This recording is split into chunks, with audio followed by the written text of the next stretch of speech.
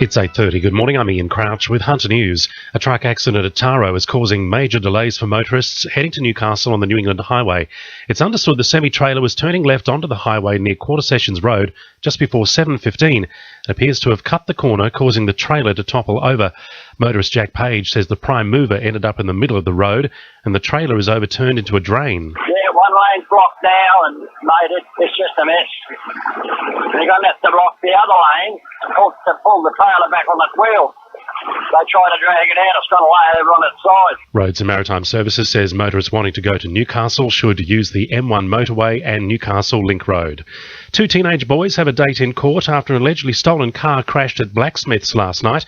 Police say the 17-year-old driver from Windale filled up the Nissan Tita sedan at a Belmont service station but fled without paying.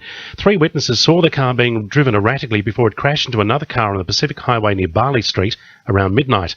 They quickly grabbed the driver, who police say returned a mid-range blood alcohol reading. His 15-year-old passenger was found by a police dog hiding in bushland nearby. Lake Macquarie Council says the Hunters dumping squad is getting results despite another asbestos find.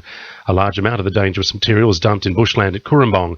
Hidden surveillance cameras have been used to catch the culprits, with 5 men recently fined after they were caught dumping rubbish at Killingworth and West Walls End.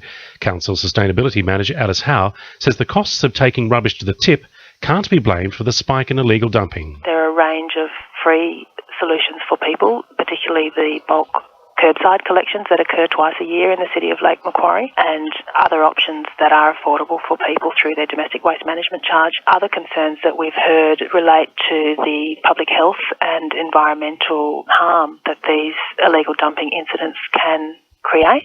A man responsible for a racist attack on 2 Muslim women in Newcastle says he now fears for his life. The man in his 20s claims he was bashed in jail by Muslim prisoners after they'd found out what he'd done, while his father has also been receiving threatening phone calls. He'll be sentenced next month following the attack last October, where he told the women they weren't welcome in Australia before punching their car and hitting a bystander who came to their aid. Footpaths have become an issue as part of the Newcastle Ward 3 by-election. Greens candidate Nevenka Berham is calling on council to install more ramps and extend footpaths in the district.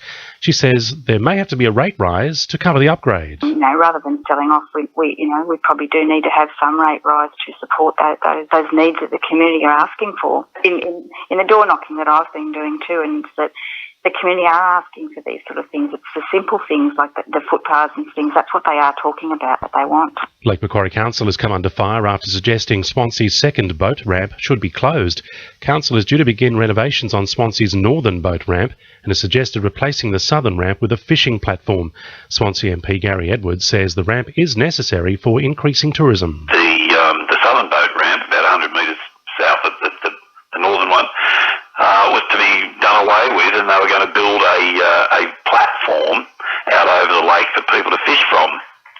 I don't see the logic in doing that. Now with sport, Belinda Delasaris.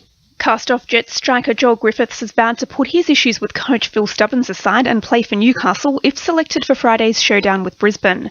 It comes just days after he, along with skipper Q Yarleens, Billy Selesky, David Carney and Adrian Madashi, were given the boot by owner Nathan Tinkler. Griffiths is promising to play for teammates and fans while he continues the wait for a revised termination offer. Argentinian striker Geronimo Newman is also thought to be looking for a release from the final 18 months of his contract. Knights young gun Sione Matautia looks set to receive the all-clear from an ankle injury sustained in last weekend's Auckland Nines.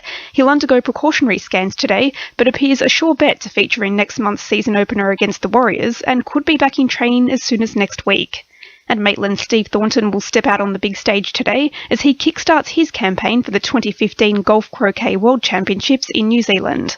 That's sport. I'm Belinda Delas Harris. 2 NURFM News Time 26 to 9.